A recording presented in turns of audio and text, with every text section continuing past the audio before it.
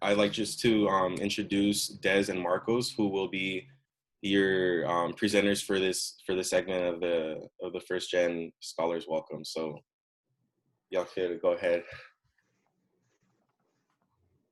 Word up. Good morning, folks. Marcos, I'm gonna start off sharing my screen and Perfect. we can switch. Okay, cool. Let me get this. Share. Okay, folks, good morning. My name is Des Alanis. My pronouns are they, them. Good morning, everyone. My name's Marcos Aguilar. I use he, him, and his pronouns.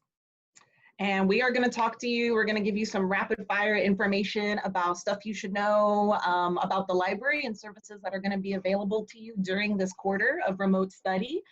So without further ado, we're going to do a little bit of introductions and then touch on some specific services that are going to be available to folks. We're also going to stop at designated points to check in and see if anybody has questions. So feel free to drop questions in the chat as they come up. We'll be sure to get to them throughout the course, and we'll of course have like a Q&A at the very end, okay? Cool, okay, so who even are we?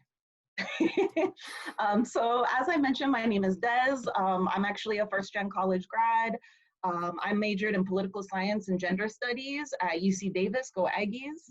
And I currently work at UCSB as a librarian. I'm basically a teaching and learning librarian, which means I work with folks like Marcos and ONDAS and TSC to do sessions like this to introduce folks to different ways of doing research and using library resources. What about you, Marcos? What's up? Yes, good morning, everyone. Like I said earlier, my name is Marcos. I went to UCSB and graduated a long time ago in the class of 2014. And I was happy to double major in English and philosophy.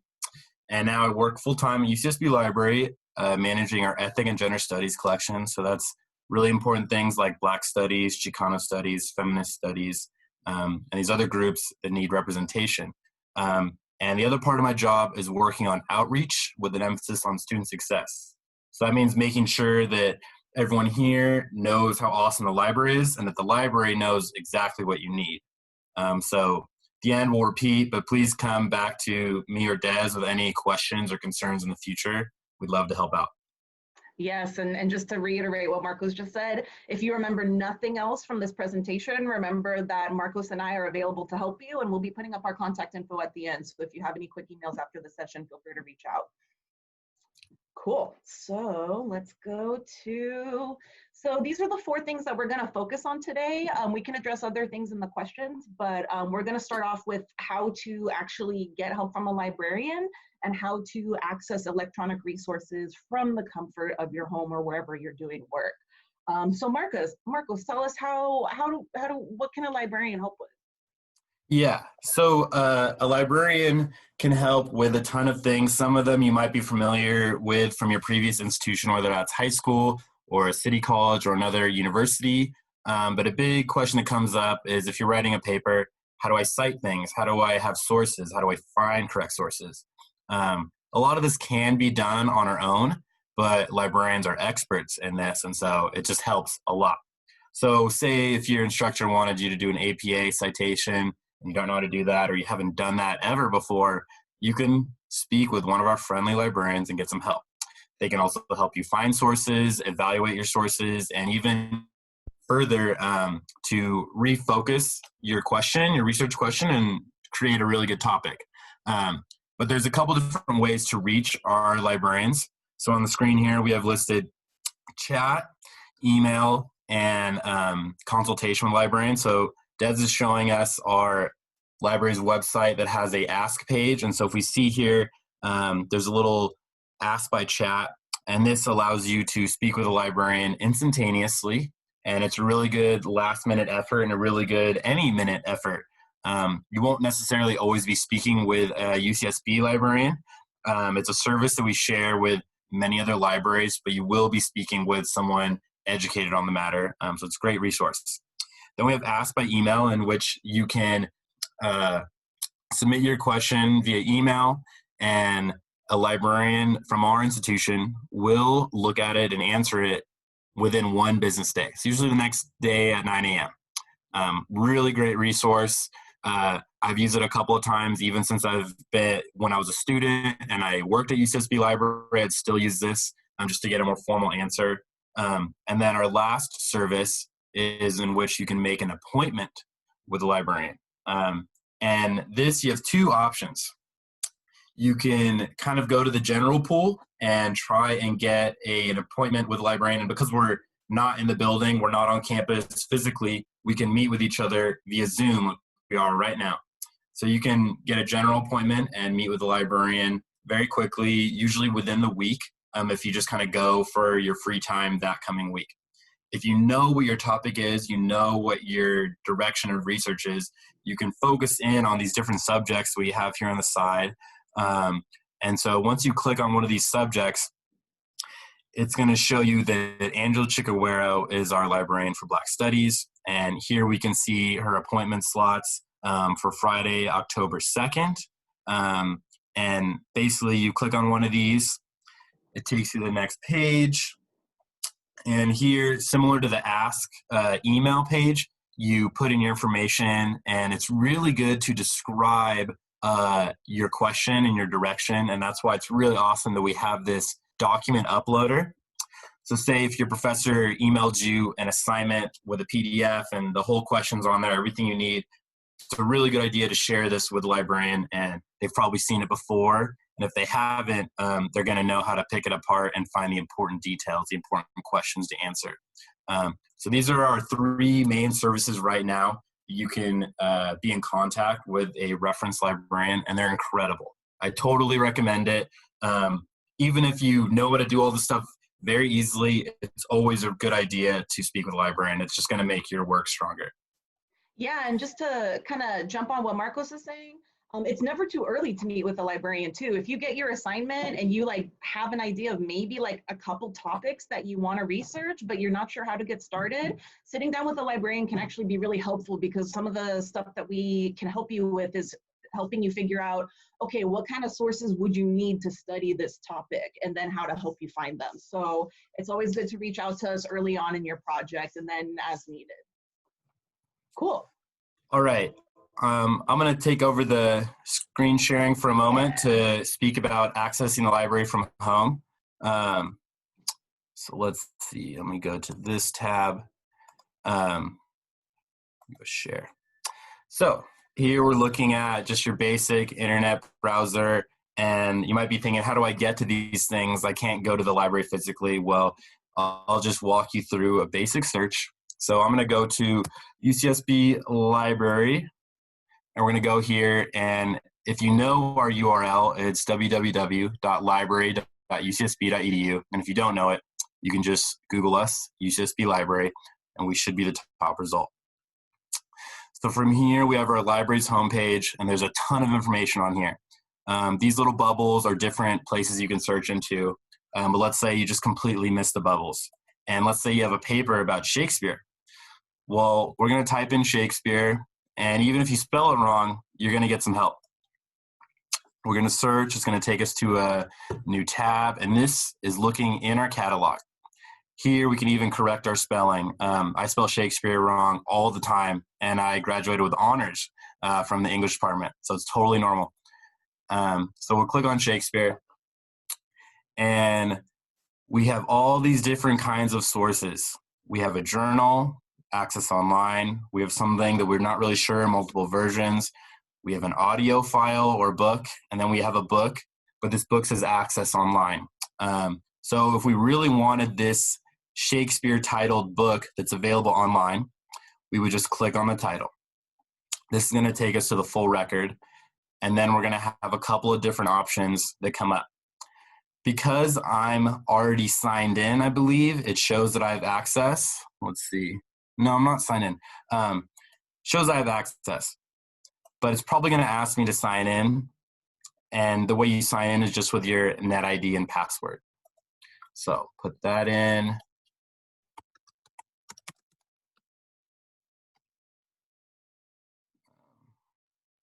Hope I typed it right. So once you're going here, it's going to connect you with our proxy server. And so if we notice up here in the URL, it says proxy.library.ucsb.edu, etc. This is how we know that you're part of our UCSB community and you're getting access to all these things we pay for. So here we have access to the book via PDF form. So if we wanted this one, we just click on PDF, and it should take us or download those files for us. So we're going to open this up, and now here we're literally looking at the book as if we had it in person. And this is a really great resource. There's a couple of clicks away. And again, if this is going a little bit too fast, please just remember you can ask us for help. These things get confusing all the time, even for those of us who work here in the library. So let me go back to our slides, accessing things by the library, from the library from home. Yeah, so this is how you get an ebook, but maybe your instructor wants you to get a physical book. How do we get a physical book when we're not physically in the library? Des is going to help us with this, so I'm going to stop sharing my screen.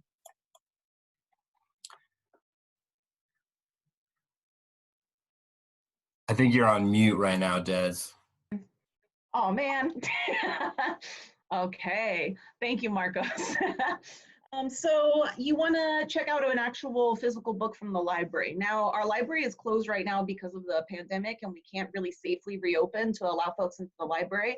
But what our amazing staff at the circulation desk have basically set up is a way for us to actually provide pickup, to set aside books for you for pickup if you're near campus, or we can actually mail them to you. So here's how that's going to work. So, and I dropped this in the chat, but if any of this, again, we're moving kind of fast, we are going to be sharing these slides after the presentation, so you can kind of follow along on your own time. But let's go back to this Shakespeare example. Let's see if I can spell it. Yikes. Okay, so we have this lovely list of resources, and you can kind of tell what type of source it is from the actual entry here. Like, this is going to be a journal, this is going to be an audio recording. But let's say I want to pull this book. I want to just kind of a general book about Shakespeare. So I can click on the title like I did, like Marcos just did. But what I'll see here is if I'm not logged in, I'm not going to see an option for picking up or for mailing. So the way that I can log in from this menu here is to go up to sign in. And you can also be prompted to put in your net ID here. So both the way that I'm doing it and the way that Marcos did it, both are totally fine. There's a lot of different ways to log in, but just keep an eye out for that sign in button. And once you actually sign in, you should see your name up there. Okay, so I'm gonna go back to this Shakespeare book. I gotta have it. I wanna read it in my home with my cat on my lap. So once I'm logged in, I'm gonna see this request option next to Melville. So Melville is the catalog for all of the UCs. That's not super important to know right now, but this little magic button for request is what we want to talk about right now. So once you hit that button, you can select either pick up at main library, which is our library on campus. And the way that'll work is basically it will be set aside for you under your name, and you'll receive a notification once it's ready for pickup. Now, there are designated hours for pickup on campus, and that's something that we've linked to in the presentation. So you can check those hours to make sure you're arriving when they're actually available for pickup. But my favorite is actually having this sent to my home address. So I can put in my address, et cetera, et cetera. And basically what will happen is when I submit this request, I will receive a confirmation saying that you requested this title. And it usually takes about 3 to 5 business days, depending on how far you are from campus, to actually receive the book. I actually live in Santa Barbara, and I've received books as quickly as like the next business day. They actually come from FedEx. It's like very fancy. It's kind of amazing.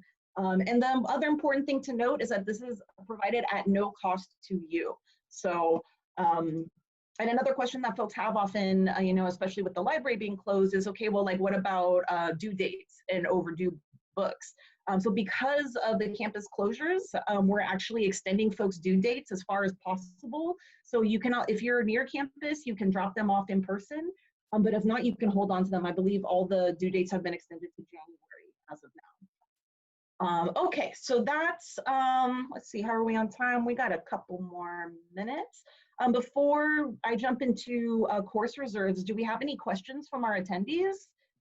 We have one question, at least on my half. So do we have access to ebooks from other UC campuses?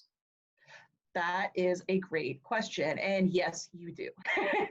And that's actually something where, so that's where the Melville, that's where the UC catalog comes in. So if you are looking for a title on Shakespeare that we don't have, you can actually go to the Melville catalog here and show folks this real quick. Marcos, feel free to jump in too. Totally. So this will take us to, oh, I got to log in again because I didn't log in. I only logged into my account. I didn't log into the proxy. And I can see actually what titles are available across the UC system. So I could look here, here's an ebook.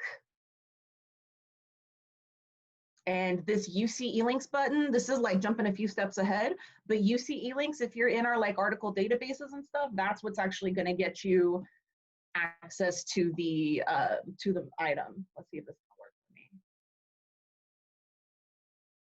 Wait for it.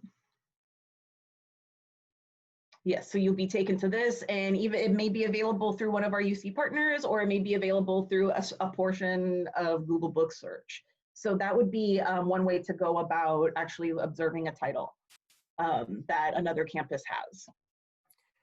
And one thing I want to add in here is, again, if you get to these points and at any moment you come to a random hiccup or hurdle, either one of us or any of our librarians who work for UCSB, it's our job to handle these questions, and we love interacting with students. So just find us via email or even chat, that service we mentioned earlier, and one of us will be able to help you like walk through this process.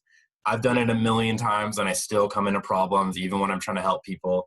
And it's okay. 2 eyes are better, or 4 eyes are better than 2. And it makes a huge difference to have a little bit of help. It does. And the folks on chat, even if they're not a UCSB librarian, they still have access to all of the same services and interfaces that UCSB librarians do.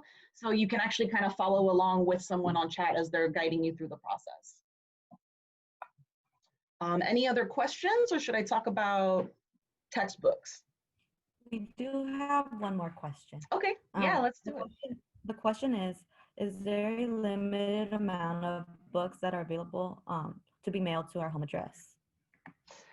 That's actually a great question, and I have not heard about a limit on the number of titles that you can take out at a time. The actual borrowing limit for undergraduates is already really high.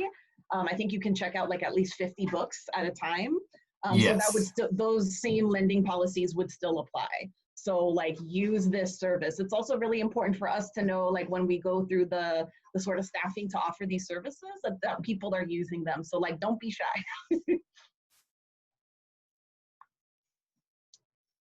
Okay, if there's no other questions, I'll just show folks one other really important like clutch thing. So all the stuff that we've talked about is available basically through some of these buttons here. So Ask a Librarian will take you to the chat page. What I want to talk to y'all about is how to access textbooks for your classes through the library. So course reserves are what we call textbooks that have been, or reading materials that have been placed on hold at the library for students to access. So the way to get here is to go to course reserve system here, and then you'll enter in your net ID. And I'm not enrolled in any classes right now, but if I was, it would show me a list of the classes that I'm enrolled in, and it'll show me how to access the specific textbooks that are on hold for that class. So this is a great way to spend less money on textbooks and to also be able to have like one resource that's available to everyone in your class. So I'll just retrace that step real quick. So that's course reserves and then course reserve system. A lot of times folks will put, instructors will put on their syllabus that they have a specific reading on reserve. But if they don't, you can let them know to contact the library and they can actually submit a form and have those materials put on reserve. So I think that's the end of our prepared content. Please feel free again to reach out to Marcos and I, and in the link here in the slide is to a really handy website tour that'll go over in a little more detail the different sort of ways that you can search the library website, and it's a little kind of a slower take at the presentation we just blasted y'all with. I think we have one quick question if you can answer it like within like seconds because I don't Yeah. like leave them hanging. So is there a first come first serve policy to some books? So with course reserves, yes. So for course reserves, like if you're accessing a text online, there are sometimes limits on how many users can be looking at that resource. And for physical books, obviously for physical books, you kind of have to do first come first serve. But for the e-resources, there's usually a set limit to how many folks can be accessing a source at the same time. It's usually 3 to 5 folks, but that depends on the resource. And it'll usually say that in the catalog record. And there are situations in the past, so during this last winter quarter in the past year before we had gone fully remote, there was a course reserve that was for a class that kept getting requested over and over again. And we had one copy that was checked out, one copy that was limited loan, et cetera. And it became a kind of a headache for students. And so a couple of students reached out to the librarian who managed that collection in particular, and he made the choice very quickly to buy an e-book for this particular title. And that totally alleviated the situation for the moment, and it was added to our collection permanently, and students were able to access that book very quickly without the whole return check-in timeline. And that was before we were totally remote. So the capacity to get materials usually is very high, and the biggest step is just reaching out to one of us because we want to help. We got in this job for a reason. We love helping students, we love school, and we care about spreading knowledge. Word up. Thank you, Marcos. Cool. And yeah, and I think that concludes the presentation for today. I quickly want to thank Marcos and Des for their amazing information, for you all for showing up.